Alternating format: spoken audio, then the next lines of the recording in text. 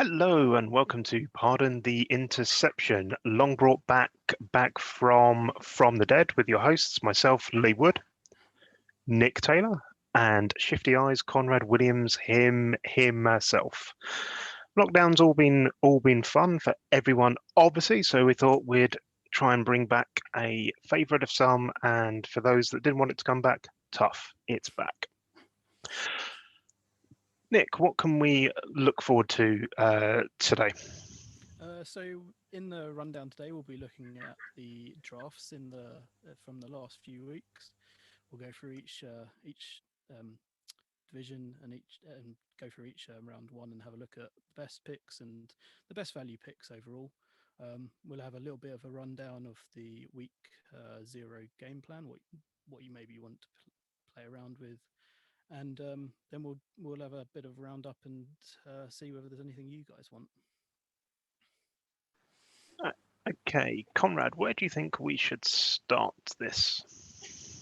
Well, I think just for anybody who isn't already familiar with us and where we are in the various leagues, we can just give a quick rundown of who we are and what we do. I'll start with myself, as I've just gone into the box. So it's Coach Williams, Conrad Williams. My team these days is the New England Redcoats in the Atlantic, but I started out also in the Atlantic with the Stingrays, who were in those days from Ontario. Did them from seasons 9 to 15. Then I was in the GFL for a little while with the Arizona Gunslingers, 15 to 21. Took a little bit of time out, and since season 23, New England Redcoats. So Didn't you also have a little bit of a career in college as well? I have had a bit of a college career, and I'm back in college now with Aarhus Maritime, but I'd started out with what was then called Ontario Northern. I think it still exists, but yeah, its glory days are behind them, I think. Nick? I am the Sterling Scorpions coach. That's pretty much all I've done in Gridiron. I signed up in season 9. Had a few good seasons, a lot of bad seasons. It's all been good fun though. Briefly was a caretaker in, I think it was the D at the time at one point, which was good fun. Yeah, that's pretty much me. And for those who don't know, I'm Coach Wood. I joined the Atlantic originally, I think, in season 6 in the founding year. Coached the Mariners into season 20 something, took a little bit of a break, came back, jumped into the Delta where I took over the Jorvik Jets, who used to be the London Jets back in the day. Also now got the Mariners in the Atlantic, and I have been a caretaker in the Delta before, which is one of the reasons I was happy to join that league when I came back into the game. Had a couple of stints in college. I like the game. It's just not for me. So, if we start off to look at the Atlantic, as we are all Atlantic coaches, so theoretically, this is the one that we know best. Yeah, let's talk drafts. I would say, as by way of introduction to the Atlantic, I thought the Atlantic drafting standard was really good this year. It didn't seem like there were any real howlers. Often we've seen Atlantic drafts where there have been some early clangers dropped and given people shots at nice players lower than they expected. But this time round, well, you can see from that list, right? All the elites of decent QSTs and levels were snapped up almost immediately at the top of the draft. And one of the things I remember from some of the original Atlantic drafts, and I think you guys might have been in the Atlantic when this happened. I'm trying to think. There's about 5 or 6 seasons in a row where a Nickelback went in the first 4 picks. Yeah, there's certainly been some interesting QST players over the years creeping their way up there, but I agree with Conrad. This first, even if you look at the second and third round, the players just they look like they're just the best players almost every pick. It's just a very solid draft, some very solid players in there, and very I can't see anyone who's made a howler anywhere. So, looking at the draft here, one of the first things that jumps out at me is I think this 65 quick offensive tackle at 20th is a pretty good pick here for the Stampede. I haven't been back in the Atlantic for long, but there are very few leagues I know where 65 quick offensive tackles are not a huge premium player.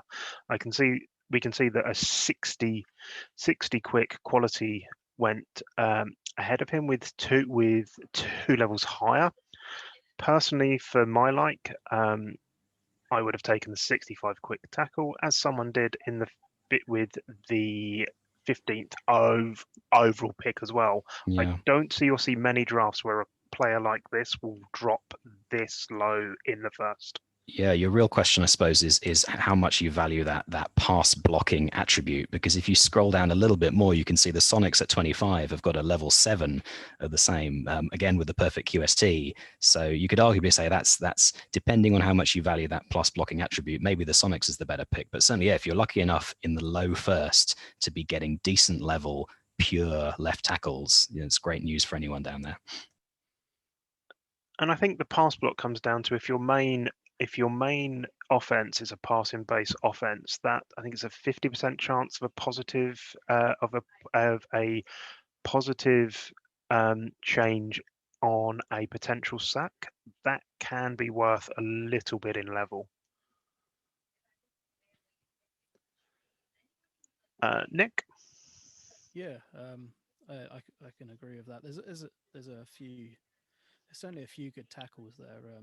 The top end of the draft, we certainly see some potential real stars of the future there. Certainly with pick one, Colas looks like someone who'll be all over this league in a couple of seasons' time. Level 9, 55 strong elite running back is that's.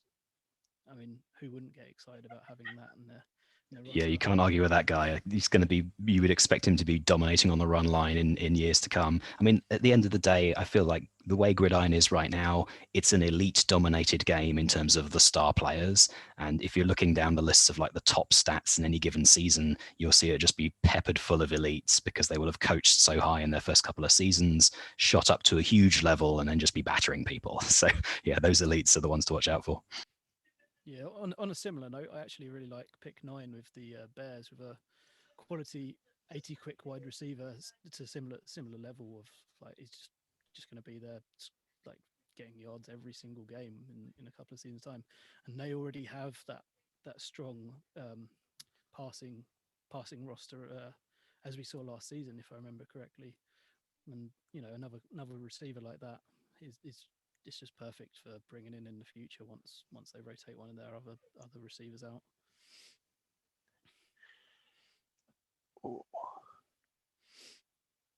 Looking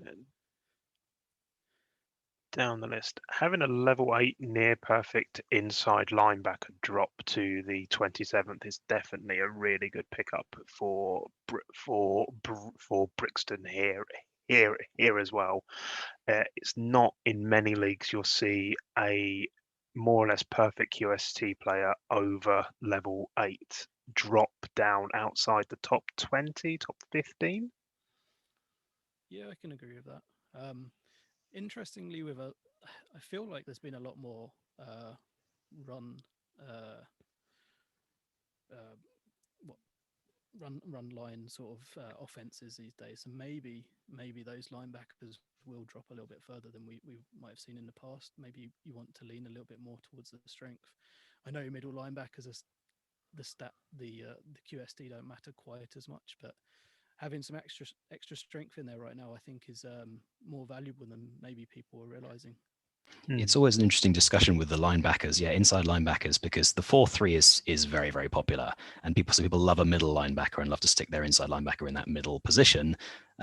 Agreed, the strength can make a difference if you're trying to deal with a run line. It kind of depends a little bit on preference. Some people say, look, level is everything for a middle linebacker, and I don't really care what their QST is. Other people are more purist. I consider myself to be a bit more of a purist, and I like that extra technique because I want if I have a middle linebacker, I want them to take on the short zone as well and like really try and stop the short pass if I can. And it does still, the technique does something there. The question then is, how do you want to run it? Do you want a 3-4? Do you want a 4-3? Do you just want to focus on level? Those are all valid options. If you're going with a 4-3, you have to remember that the tech for the inside linebacker also contributes to the run line, which it doesn't in a 3-4. Yeah, that's true too. I will say another just a few picks further down. The Meerkats picking up that level 8 cornerback. That's a really nice pickup as well, because from what I can gather, cornerbacks are a little bit difficult to get hold of in the league. There's certainly not been too many on the trade board, and having that kind of player available to you, even if you coach him up this season and trade him out next season, I mean you'll get a good return on that either way. All good. Conrad, anything else that jumps out to you in the Atlantic? No, I'm not going to try and hype up my own pick too much, although I did get lucky because I scouted him, so I got a couple of extra levels on my my offensive guard down there. But yeah, you can. One of the interesting things about the Atlantic draft, of course, is who's absent in there, and I don't see any sign of the Spitfires in there. They've presumably been busy hawking their picks to try and bring in extra players in an alternative way. I do see a lot of the Abbey Rapiers who have obviously been busy in the market, and to be honest, I think they're probably pretty happy with how their draft went, and that they've picked up a good slate of rookies in that first round. I mean, the one thing I will say with that is you need to be very, very careful with that, because there's only so many coaching points you get a week. So if you do trade to get a heavy amount of first and second round picks, I would strongly consider trading out your later round picks so you don't have too many rookies to coach. Yeah, nobody wants to be that guy who's got 25 rookies on their roster and is trying desperately to pad them with coaching points, and it never works. Okay.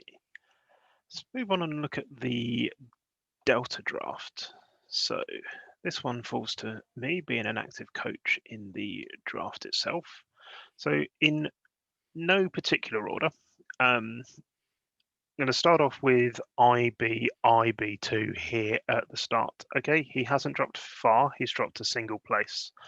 I'm very, very surprised that an elite level 9 inside linebacker with that cheeky 5 on Q made it past the first overall pick of the draft. A lot of the talk before the draft was that this is the de facto first pick of the draft. There's just not too many players of that particular caliber you see come up. I'm assuming that York took a very, very good player in the level 9 quality 80 quick wider receiver. My personal feeling is the longevity of that inside linebacker and the impact that he can make, because if you can easily get him up to level 20 in a couple of seasons, and it doesn't really matter what the QSTs are, and this guy has very good QSTs. A level 20 middle linebacker with these QSTs is going to shore up so many defensive zones. Yeah, I'm still riding my quality inside linebacker who I drafted at level 9, and he's age 8 now. So with an elite, obviously you've got that extra boost in the second season. You could grind him out for many, many years. I mean, that guy could get close to 20 by start of next season. Yeah, and he's going to be a monster. Yeah, I can't. If I was York, I probably would have either taken him or offered to trade down a few spots to hedge a little bit there, I think. Yeah. Given that Tokyo had a caretaker for the draft, I think if the inside linebacker wasn't taken first, the wide receiver was likely going to be taken second. Yeah, I think looking down the draft though at pick 11, there's a very similar. Well, obviously you lose one level and the potential to get the trophy, I think. But you gain the tireless. So yeah. I think they're small margins and everything, and there's nothing to say that wide receiver isn't going to be a standout wide receiver for the future. And as we said before, you need those wide receivers, quarterbacks, and running backs to make those plays for you. So whilst the inside linebacker is better and there is another wide receiver, it's still a very good pick at the end of the day. Second one I wanted to look at, and this one has a little bit of inside knowledge from playing in the Delta, is at pick 10, outside linebacker 2. There's a few teams with a monster outside run game in the Delta at the minute. And outside linebackers aren't the easiest to get in the Delta as well. So OB2 drop into 10th. If he dropped outside the top 10, I would have been amazingly surprised. But I would have expected this guy to go a little bit sooner. I'm also a big fan of the monster hit attribute on outside linebackers as well. Yeah, I mean, you made a good point there, Lee, about the fact that the character of the league can be quite important in deciding your draft picks. If you know that a particular type of offense dominates, that can sway when you want to take a player, and also what the availability has been like in previous seasons. It's easy to underestimate that because some leagues will see long droughts in a position, and you can be waiting. So you can be sitting through 3 or 4 seasons when not many of the good QSTs for a particular spot have come in, and you're waiting and waiting, and obviously then the price just goes up and up, and people have to come in earlier. The Atlantic certainly had a period, we're talking a little bit about that, when cornerbacks were just totally, not available with good QSTs, and that just means that they started going higher and higher in the draft when good ones did come in. Yeah, like looking a little bit further down, that it doesn't look like there's too many other outside linebackers of high quality available as well. So that you've got to be very happy with picking up that linebacker there. It was indeed a very, very dirty draft for outside linebackers. Don't like to big him up too much because he already has an ego the size of a planet. But OT3 drop into the Basingstoke Venom here at 14. 65 quick offensive tackles in the Delta are a very premium player, like they are in pretty much every single league. I'm surprised he dropped as far as he did. In my personal opinion, he was the best offensive tackle in the draft, as I think the difference in journeyman to elite is made up with that 5 extra quickness adds so much into the blindside protection formula that it makes up for an awful lot of levels. Yeah, it's not a standard QST. It's not like your sort of 75 quickness cornerback versus 80. There's a huge rules multiplier. And as I discovered to my peril when I was trying to coach at one stage, if you stick them on the development squad in an attempt to turn your 60 into a 65, you actually need more development points than you normally would to make a 5-point change. So it's hard. It's 5 as opposed to 4. Yeah. Yeah, it's a high quality offensive tackle there, certainly. There is another one, obviously a level less, a few picks further down. So when there's a few available, the pick's still very good. There's just other options. Also, if he lives up to his name, he might be a bit tall for blocking some linemen there. Yeah. Get that height information. Yeah, it's written right in front of us. You want the height information, okay? The height information says that he is taller than Conrad. That's for sure. 79 inches. What's that? Why am I struggling at maths at the minute? 6.5 foot ish. So 6 foot is 72. Is 72 inches. Yeah, so he's 6'4". Yeah, 6'7". 6'7", yeah. 6'7". I fail at maths. Yeah, 6'7". He's not a short player. I think he'd struggle in real football. He might be a bit too tall for that position. I don't know. I mean, having been on the sidelines of a couple of NFL games myself, so I'm 6'1". I felt short. Okay. The players are a lot taller than you think, except for the running backs who are really small. Yeah. Right. Next one to look at. This one's, I think, is just a historic thing. Pick 21. I can't remember when I would have seen even a level 5 perfect QST quality running back drop outside the top 10. Maybe it's just a sign they're coming up slightly more often than they did. Historically, players like this were one every draft, maybe one every other draft, and they're a elite or quality running back with perfect QST. You can build a dynasty around because they coach up so much easier than any other player. Yeah, I do. And then I haven't been as tight on it as I might have been with seeing what the QSTs are coming out like. But yeah, it certainly used to be the case that getting a perfect QST running back out of college was hard. Getting there seemed to be a lot of a push towards the sort of flat stat QST running backs, and it's maybe improved a bit, and that could be part of the reason why they start to fall more, because you see more. But yeah, it used to be vanishingly rare to see a 60 strength running back with the quality or elite tag come out of college and into your draft. You could see them in other people's drafts. But they'd be spread pretty thin across the league. Yeah, he obviously needs a little bit of work, but with the help of being a quality player, a couple of seasons time, he should be well set to be running all over lines, defensive lines to come.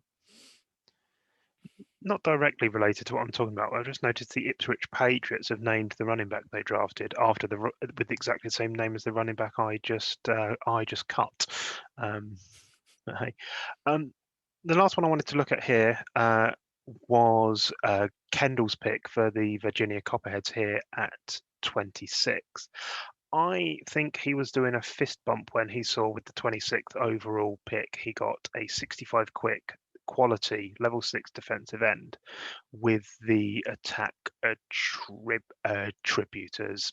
On other podcasts, Kendall has mentioned he likes the attacker tribute before, and a quality perfect QST player in a position where that perfect QST makes a huge difference has got to be a win so late in the first.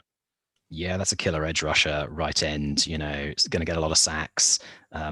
We've talked about the quickness on the offensive tackles, as you've alluded to there, Lee.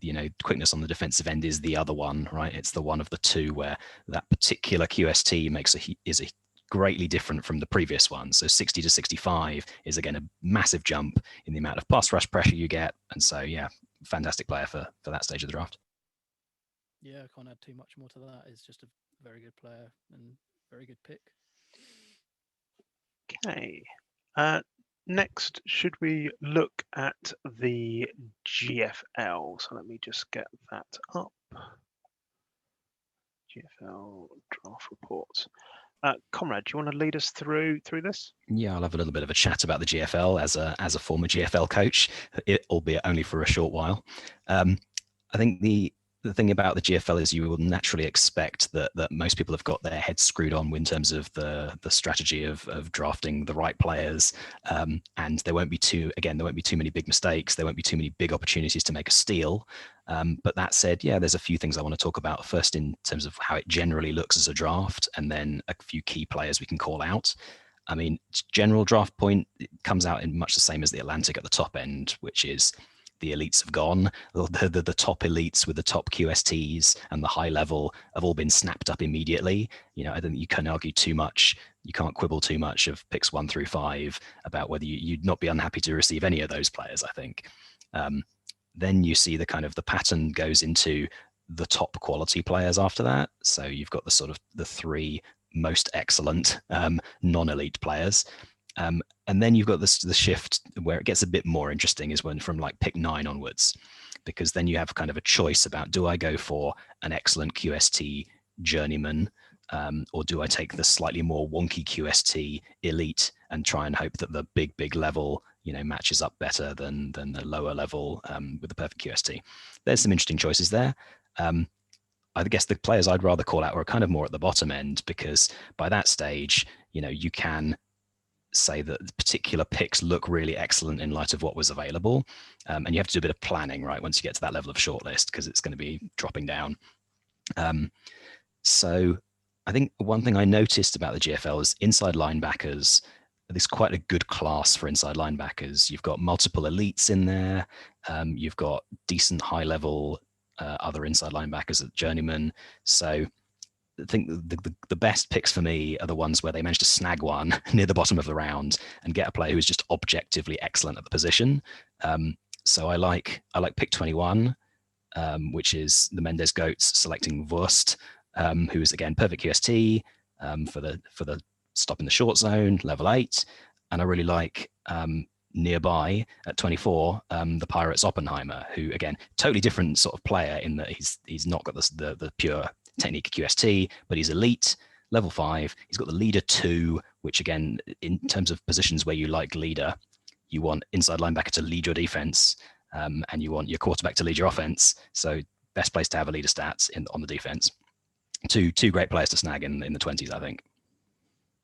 Yeah, like a pick 21, I will say, is definitely not the worst. He's quite the player. Great stats, great level. And as you say, like the 24 is a little bit more eclectic with the QST. As I was saying earlier, that a bit more strength might well be handy depending on what formation you play. Plus the leadership and the showman and what have you. Yeah, looks like 2 quality inside linebackers there.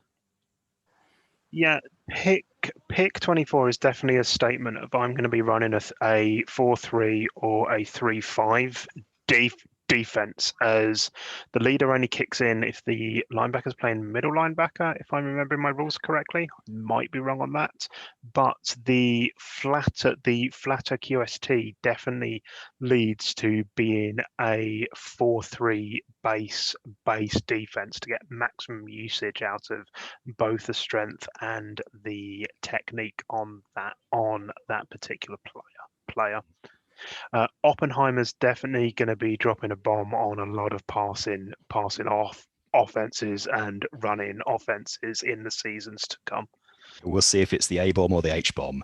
The other pick I want to shout out as well is Coach Paul Mason, one of the original GFLers, Wexford Rockets, at 26, selecting a very nice defensive tackle, level 7, perfect QST. You can put him at nose tackle once he gets his levels up a bit. You can put him in a 4-3 as well and just generally beat on the run line. So just a very, very solid player near the bottom of the first. Yeah, he looks good. There's a few decent picks down the bottom there. An interesting cornerback with a bit of strength as well at pick 30. And defensive, going back to pick 26, defensive tackles, like they're always well worth their money. Like a high level 60 plus strength defensive tackle, you can't really go wrong with that in the first round. I definitely agree with that. I think the 65 strong nose tackles are an underrated player in a lot of leagues. And also something that I just realized we hadn't spoken about before is round 1 for the Delta, the GFL, and the Big Sky were all conducted via Zoom, as opposed to a traditional spring draft with a shortlist option. I took part in the draft for the Delta, and it worked incredibly well. And I feel you can be a lot more reactive and get a lot more value later in rounds in a live draft than you can in a shortlist draft, as you can see where rushes are coming, where things have been missed much better in real time than you can looking at a short list of 20 to 30 players. Yeah, it's definitely good to be able to nip in when you see that there's a big drop off in a position, for example. I mean, that's commonly happens in a live draft situation. Is you can see that, say there's 5 in a particular position that are top players, and after that there's a huge drop off to the next one who's like just abysmal. So that if you're getting the 5th one, you're probably going to get a steal, but you can't really time it perfectly if you're just doing a short list, because you'll just stack them all in your short list, and where it happens is just based on automatic execution. So yeah, it's a different strategy. It is different strategy. It's a big thing when you've got three to 5 good players at a position, then it drops off massively. You want to be the person to pick up the last. You really don't want to be the person to pick up the penultimate one, because you're just going to be kicking yourself. You could have waited around. Yeah, then you're in the old position of, oh, well, this guy who's 5 picks after me got the exact same player, which is quite common. Anything else in round 1 of the GFL before we move on? I think that'll do me. Okay, move on to the Big Sky. Nick, where do you want to start here? So this is sort of my first foray for quite a while in looking at some of the other leagues. Haven't done it since we first did PTI. I'm kind of gutted we don't have the shirts and the hats and the sunglasses like we did before. Maybe they'll come back in the summer or something. But yeah, the big sky. I started at the top. There were just some very high quality players at the top there. The Sharks picking up a rampant running back, very conveniently named that one. 60 quick, level 8 elite. I mean, just slam dunk pick that one. Pick 2, the tight end is also a very good pick. Great for those short passing teams. And then pick 4. You tend to find quarterbacks go a little bit later these days, but when you can pick up an elite quarterback in the system that you want to play, and they've got high enough level. I mean, he could be starting next season on a pretty high level as well. So he could be their quarterback for many years. It's well worth picking him up early. That's not to say pick 3 isn't a waste, because as we've alluded to earlier, 65 quick defensive end, level 9. I mean, he could start tomorrow if you wanted him to, assuming he didn't age down, of course. Looking through the draft, it was a very solid draft.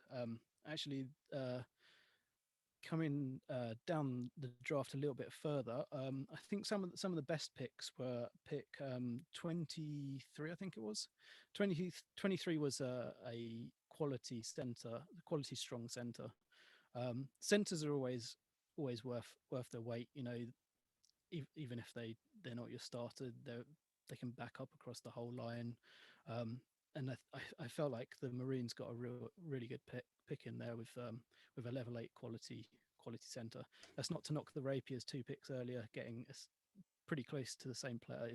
Well, he's a little bit better, but those 2 picks are very good picks, and the Rough Riders even just below them with a level 7 one. They all seem, you know, the bottom third-ish of the draft, and I don't think you can knock having a quality center. As we were discussing a little bit before this, actually, the center's one of the hardest positions to level up, and if you can pick up one that will level up a little bit quicker, and you can get an extra level or 2 into them each season for the first season, I mean, you know, that similar to the other players, he's going to sit there and play all day long. So shout out to my boy Luna, because he played for RS Maritime and was undoubtedly our best player in college in his senior season. So good to see he's found a new home in the first round, +1 fame point or whatever it's worth. But yeah, the center, as Nick says, is a tough position to coach. It's the hardest position on the line to get levels out of when you're putting coaching points in. So yeah, again, the quality modifier is big there. You want to try and slingshot them up a bit.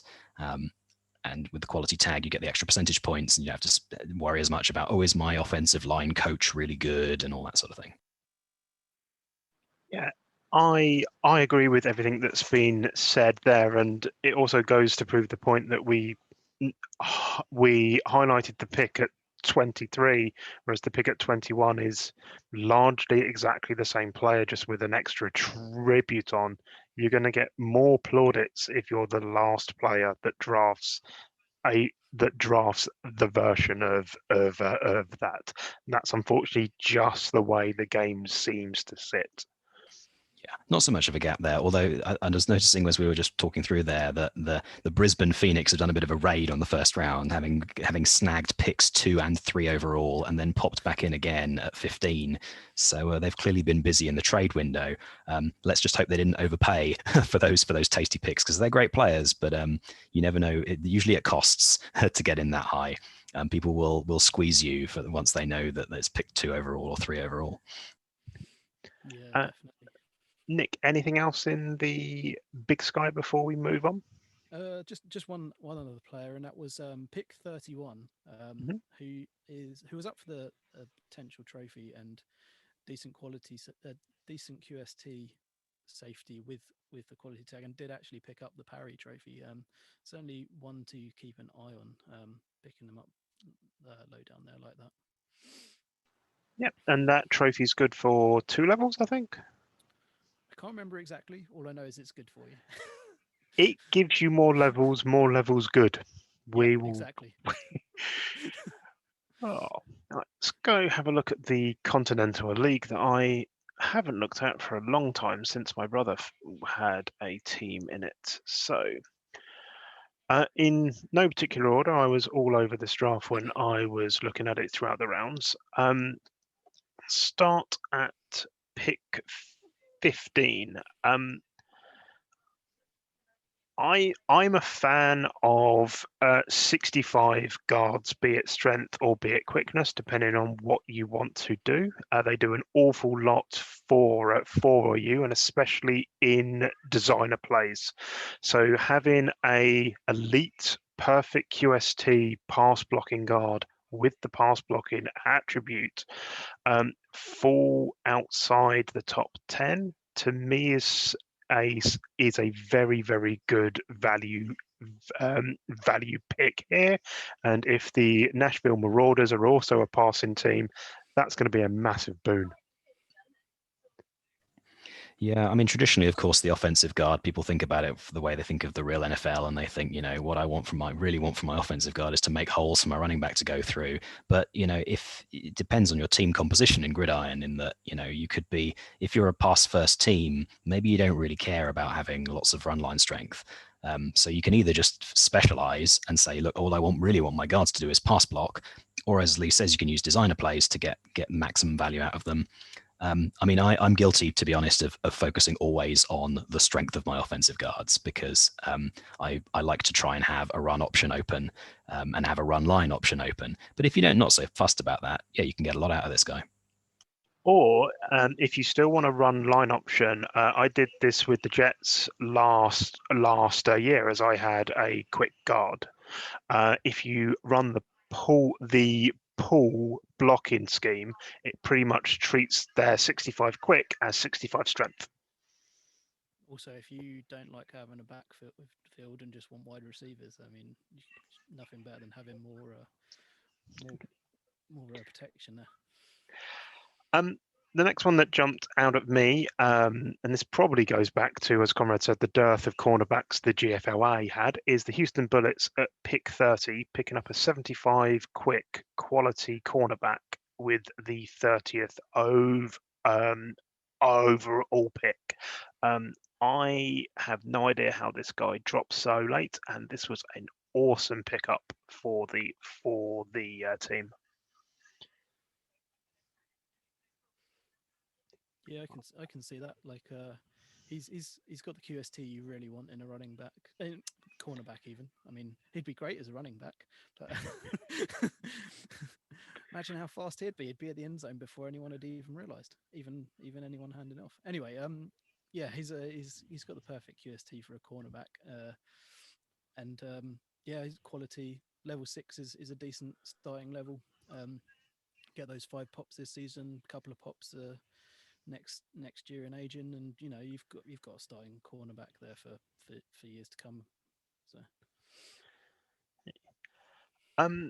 going back up a little bit, we've spoken about the power of centers and the value of them before. So the Golden State Monarchs at pick 21, picking up a level 7 quality quality pass blocking center here.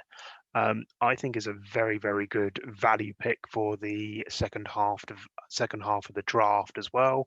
If you're running a passing defense, he can more or less, if he aged up a little bit, or towards the end of the season, he's going to slot into a starting position in his second season of play. And even before that, he's a great backup, and he can back up all across the line if you want that pass protection in your offense, or you're using a designer play that can make use of the quickness here. The next one I wanted to look at was pick 28, the Black Mountain Thunderbirds, which is a team name I've not said for a long time. Inside linebacker, level 8, perfect QST for a short pass defense inside linebacker. If I told you he was going to go in the 28th pick of the draft, I think most coaches would have called me insane for saying that a player of this caliber would drop out of the top 16 picks. What are your guys' thoughts on that? Yeah, I think when you look at what's above, you can there are certainly some players that I would say I'd much rather have this guy at 28 than I would some of the guys above him. So I think that's always a good measure of value. Yeah, I can see maybe the quality in elite um, levels of the players above has maybe skewed people in that direction rather than someone of this quality. I do expect this guy to be in the top half of the draft normally. So unless past seasons there's been a lot of inside linebackers around and therefore he's just not needed in the league.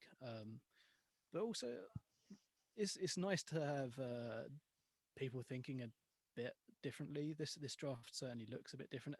Going back to the center, for example, the quick center, it's something different. It's something new. Maybe if you go for a quick center, a couple of quick guards. I mean, your pass protection. You could run an empty backfield and have go go deep and short passing and sort of try something different. Attack some different angles.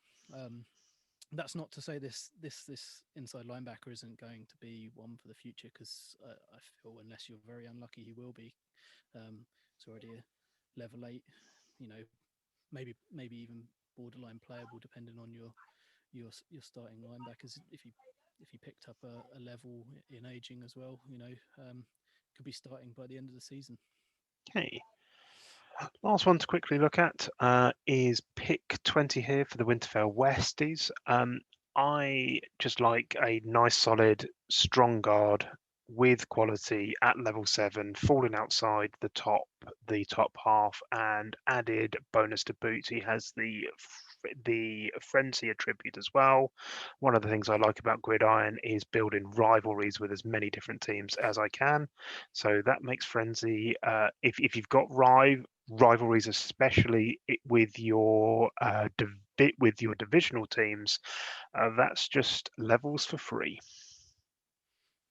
Yeah, I mean, I was looking at picks. My eyes were drawn towards picks 17, which is a very similar player, extra level, but doesn't have the frenzy stat, which makes this pick 20 is on at least on par with that one, if not better. If you like some stats on your players. Yeah, it's an interesting one about the evaluation of attributes can be very challenging. It will often depend on how often do I expect this to trigger, how much do I think it is overall worth. Tough one to call. I normally probably undervalue attributes a little bit, particularly after the time I accidentally chose someone with a negative attribute thinking it was positive. So it's it depends on whether you think it's worth a whole level, and the similar sort of decisions that people often will have is about, what's my 5 QST worth, or what's my quality tag worth? Some people say a quality tag is worth, 2 levels. Other people will say, oh, it's only worth half a level. Some people, there's a lot of different, spectrums of opinion for that kind of stuff. So, your mileage may vary, but I'm sure both these coaches are pretty happy. 17 and 20 are both solid players.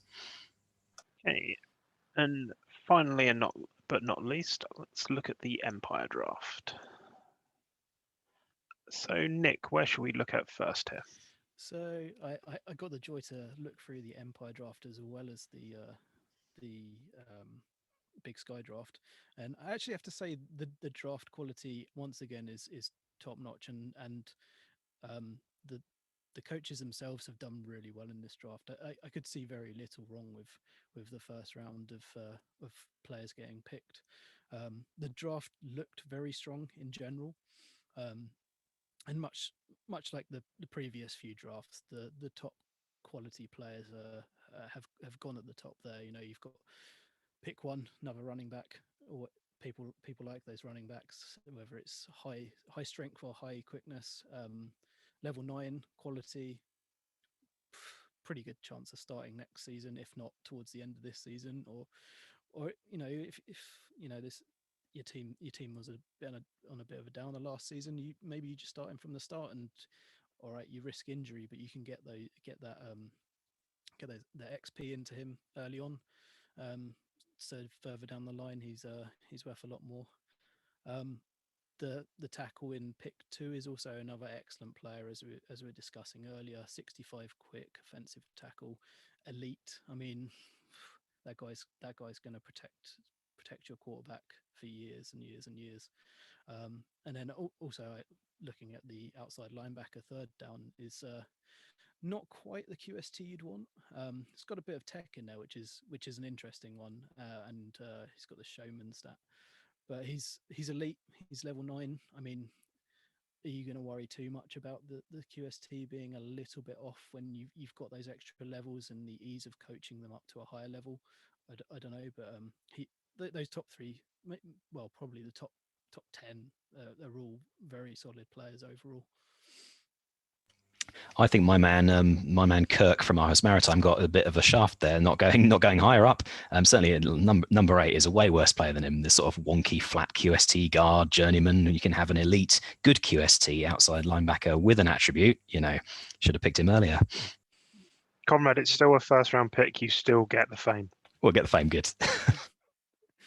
So much bias towards your own players.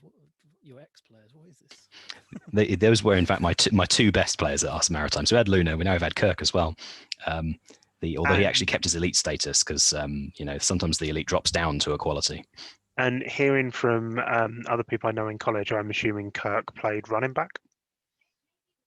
Yes, indeed, that was the tandem. It was Luna at center and Kirk at running back. That was the way out of spread offense. Why do so many outside linebackers play running back in college? It'll be because their strength is massive. So, you know, the strength is higher than the running back can ever achieve realistically, because the running backs are capped, whereas the outside linebackers, you can get strength significantly higher, to the point that I think they're going to start fiddling with the rules a bit about out of position, because of the long period of dominance of outside linebackers at running back. Plus, they must get to a point where they're bored of running at people and just want to hit people with the ball themselves. You know, you can get a bit envious of that every so often and just go, let's change positions and do the opposite. Maybe not. I don't know. What else jumped out at you in this very, very stacked first round, Nick? The main thing that actually jumped out of me is picks 20 and 21 for the Armageddon Kings. I mean, they're bottom half of the draft. You've picked up a quality, good QST level 8 linebacker and a quality quick level 7 wide receiver, both with 3 attributes as well. I mean, looking at the players below them, that might well be the lowest they would have gone in the draft. And I think if you're the Kings head coach, you've got to be very pleased with them both for this round. To go along with their pick in pick 14, they've got a quality level 8 tight end there as well. Definitely going to be a lot of good coaching targets for the Kings next year, and I definitely agree. And they're also all attributes I like. I like the resilient one. The showman one is okay. Tireless I like. Frenzy I like, and sure hands or sticky hands, whatever that SHA means. It's one of the two. I think sure hands is a Blood Bowl term that I'm getting confused with. They all help an awful lot. Right, so looking through that, we are going into the preseason this week. So I thought we'd quickly wrap up talking about the game by talking about preseason and how we approach it. personally for the preseason myself, I start most of my starting offense, but I also like to put lower experienced players in to try and get rid as much of the first game jitters as I can to get a little bit of XP in into them. So if I've got a very experienced veteran and I've got a rookie behind him or a younger player that's now a backup or going to become a starter, I'll start the younger player just to get a little bit of experience into the player. In some seasons where I've tried to be a little more sneaky, I've actually played a completely different formation than I've planned to play for the entire league, for the entire season. So if I'm going to be a run first ace in the preseason, I've run a pistol. That didn't work out particularly well for me, so I wouldn't advise that. But I have tried it; it didn't work. Conrad, what's your approach to the preseason week? Yeah, I mean, so in terms of game plan, number one is get the 4 green ticks in and don't make an illegal game plan. After that, yeah, I think what I normally try and do is anyone who I think might be starting for the team at some point over those 10 weeks, I will just try and get them on the field. So I'll focus on the players who don't have the experience. Either they're rookies who I think might come in, or they're just generally under-experienced players. So I won't play it. I'll play a weakened team. I will usually have some of my starters, but not all of them. And then if I'm planning a new formation, I'll try and get into it early as well, just to try and get people some formation experience. If, say I've been, as you're talking about with the switches, I would normally focus on if I'm going to use the formation. If I think I need to have it in the regular season, I'll start playing it in preseason just to get people skilled in it. If I'm I form, it doesn't matter because my players have been I form forever, so they already know how to play that. But if I think I'm going to do more ace or more pistol or more something else, I'll try and use that as well to get things going. Nick? Yeah, similar to Conrad. It depends a little bit on where you are as well. Like if you're maybe switching formation from one season to the next, then I'll try and get that formation in at least in one of my lineups just to get a feel for how it's gonna go. Certainly what I did last season when we picked up a second strong running back is more of a matter of let's get this on the road and see how it works so that we're ready for week 1. Don't know whether that'll be my approach this season. I actually have no clue what I'm going to do pre-season. Picked up a couple of players, a couple of very speculative players in the off season, so it gives me the chance to play around. Whether I want to play around in the pre-season or try and catch someone off guard during the season, I don't know yet. But yeah, I'll probably as long as I've got 4 ticks, that's the main thing, and then we'll probably go from there. I can see my defense probably just being my main defense. Most of the positions where I need to get a little bit of XP, the players are coming in anyway, so kind of fortunate on that perspective. Yeah, I mean, I think people less seasoned coaches will find that it may be surprising that a lot of people who've been with the game for a while don't really plan to start rookies. That even some of the better rookies, they'll be thinking, actually, how can I get some more levels into this guy, protect him from possible injury, or even he's on the development squad. And if he's on the development squad, he's definitely not starting because he's sitting there trying to get his extra 5 QST somewhere. So it's actually, in the more senior leagues, it's relatively rare to see rookies hitting the field early in the season. Normally it's if you drafted a high level one or if you've got a desperate need. Has it become a lot more important to start rookies now that the attributes are more of a thing in the game? I don't know. Like I'd still see it sort of as Conrad was putting it. Do you want to risk the injuries early on over having the players available for you to coach up? I mean, it's a tough balancing act. I mean, as they say, with high risk comes high reward, and you could get them in early and just go for it. I mean, what's the worst case scenario? I mean, I do often say to people that Gridiron is a cost benefit analysis or a risk reward analysis game. It's what is the level of risk I'm willing to take, and what's the what's the best reward I can get out of the level of risk that I am willing to take. Yeah, I can agree with that. I mean, like, it's similar with formations to some extent. You've got that similar option to playing the rookies. Is do you just you've got a matchup coming up that's maybe not favourable for you? Do you try and mix it up and try and do something different in and maybe you get beaten a little bit heavier, but if you don't try these things out and try something different to catch coaches off guard, then the Paul Renshaw approach of keeping an entire offense on the bench in the regular season. Did he do that in the GFL one year, Conrad? Can you remember? Sounds vaguely familiar. I think the keeping sort of one player back is a classic. It's kind of having someone like an old veteran who everyone assumes has gone over the hill and is done and is just sitting there as a backup waiting to retire, only for it to emerge that actually he's level 18 and he's just been icing him all season. You've got to have some guts to do that, for sure. Oh, right. So looking to close off this week. Going forward, we will be looking to cover different topics in each week and some of the key games from each of the leagues. If anybody has anything they would like us to talk about or discuss or completely get wrong, as we're very likely to do, please let us know. My contact details are available on the site. Conrad, Nick, any closing words from yourselves? Wishing everybody a good luck and a fun season up ahead. Yeah, may all your players pop at the appropriate time. Yeah, good luck, everyone. Please don't injure my players. That's all I can say, really. Oh, okay. Cheers all.